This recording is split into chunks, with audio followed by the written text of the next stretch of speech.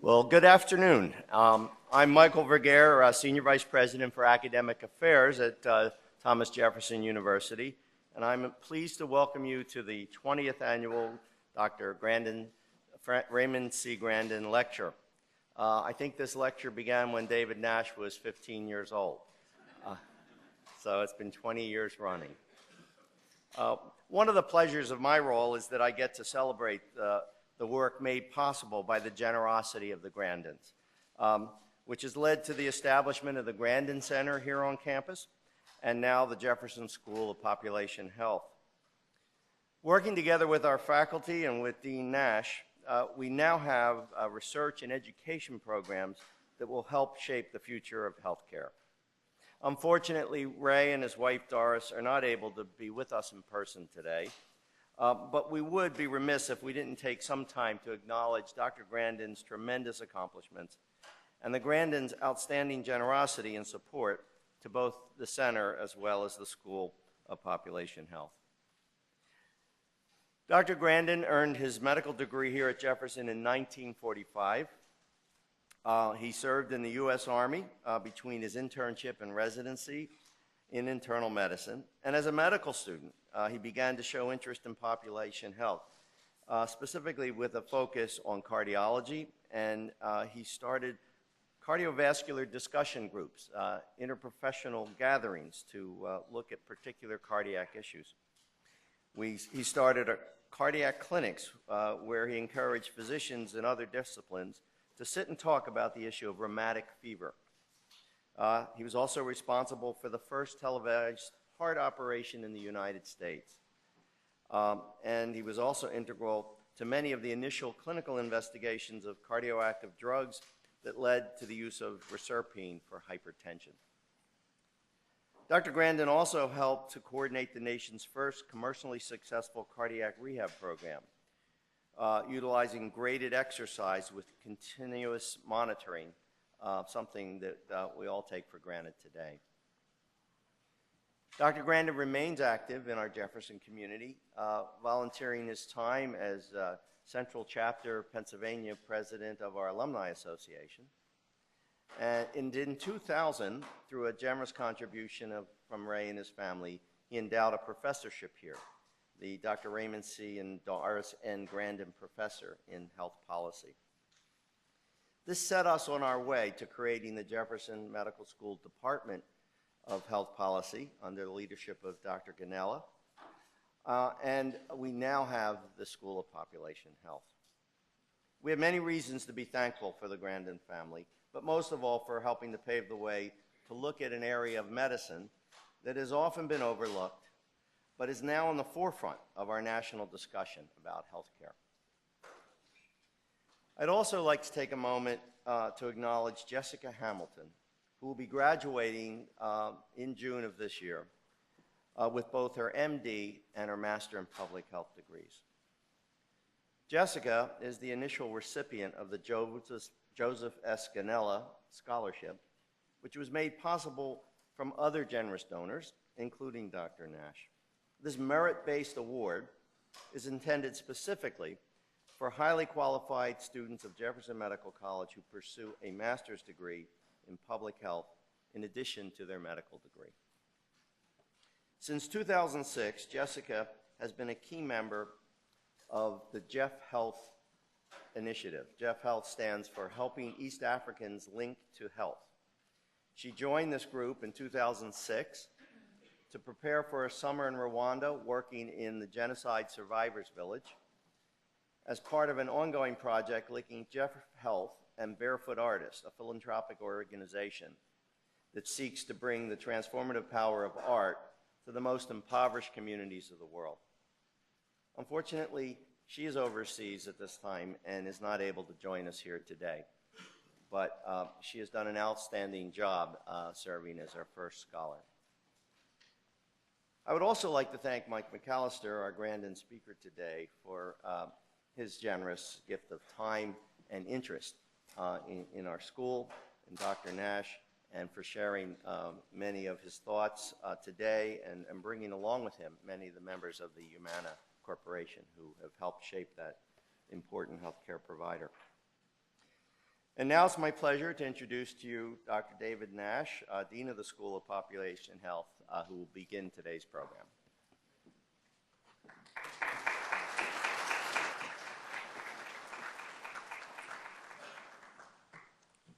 Good afternoon. Thanks very much, Mike. Thank you all for coming. It's a wonderful day. We arranged a perfect weather for the trip last night of the Humana team and for today, so I'm very, very appreciative. I'm especially proud, thinking this morning coming in, that this is the 20th anniversary of this lectureship, as Mike noted, and it's especially important for us now as in July, our school will celebrate its 3rd anniversary. So this is an important milestone for us as well. We now have 220 plus students spread across our 4 master's degrees and students in our doctoral program as well as our robust research agenda. And so I'm very grateful for all my colleagues, faculty and staff, others on campus, from our school and all the other schools on campus for their support. I want to take a moment to acknowledge, too, the support of our university board. Dr. Barchi could not be here today, but thanks to people like Mike Vergeer and the other senior officers, they helped make the dream of our school a reality, and wonderful to make it to our 3rd birthday together. I'm sad that Jessica can't be here. She is not helping out in Rwanda at the moment. She's vacationing in Europe, knowing that medical school graduation is just 3 weeks away. Let me outline today's proceedings, and you could follow along in the beautiful brochure that you got when you walked in.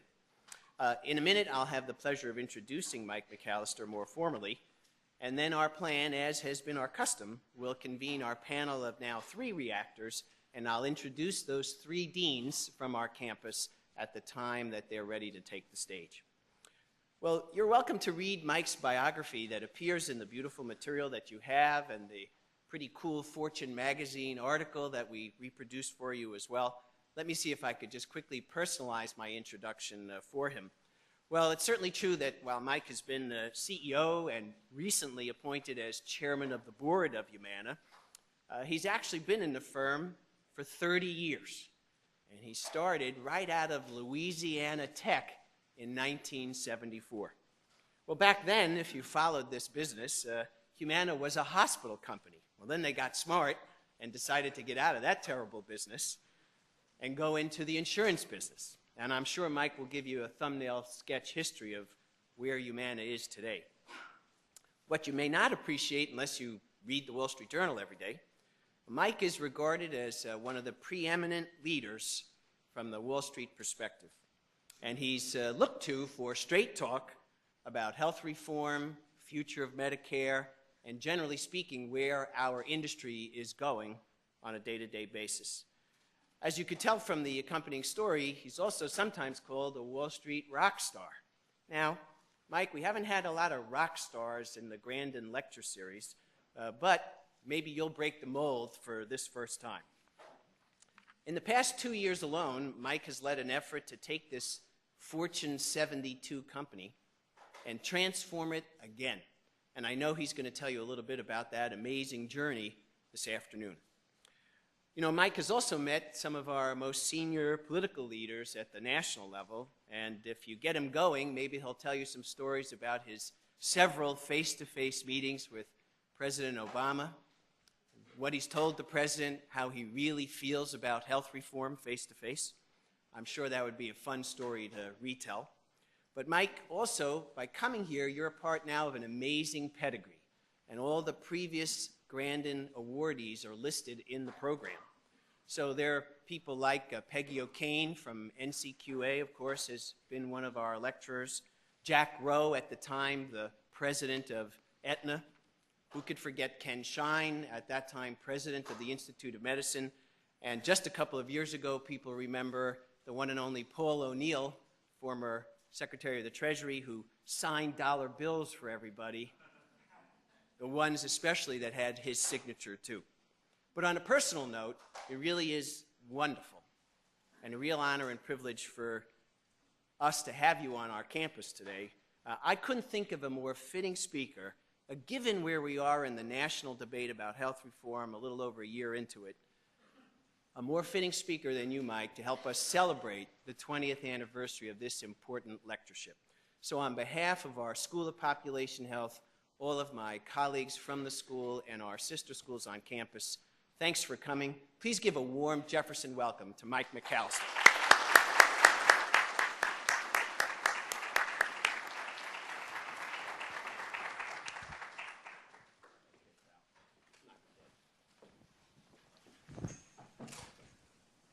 Good afternoon, everyone. Thanks, David. I did look through the 20 previous speakers that have been through here, and it's a pretty auspicious crowd to kind of hang around with, but importantly, I did find a couple of insurance types that had been here before, which was great, which says that it's okay for me to come here and I can probably leave here alive. But somebody that used to be in your space or on the provider side, I can relate to a number of aspects of what we're going to talk about today. Just a real thumbnail sketch of our company. This is what we are today, but I think the history is important in the context of this conversation. One time we were the largest nursing home chain in the United States. A few years later we were the largest hospital chain in the United States. At one time we ran huge vertically integrated delivery systems. At one point we ran the largest number of doctor clinics in the U.S. By the mid-'80s we were probably the largest entity in the U.S. trying to finance and deliver care at the same time. By the early 90s we realized the conflict of interest there was too big, too deep, and we had to get out of it, and we split the company into two, and the hospitals were ultimately spun off into a separate public company, and we've been a standalone health insurance company since. Recently, we stepped back into the provider community by purchasing a company called Concentra a few months ago, which brings us 1,000 physicians in 300 some odd clinics around the country. And so we've been moving around. We've seen all aspects of healthcare over the last 3 decades. The company's about 50 years old. So all of that is sort of what informs how we feel about our industry and healthcare more broadly.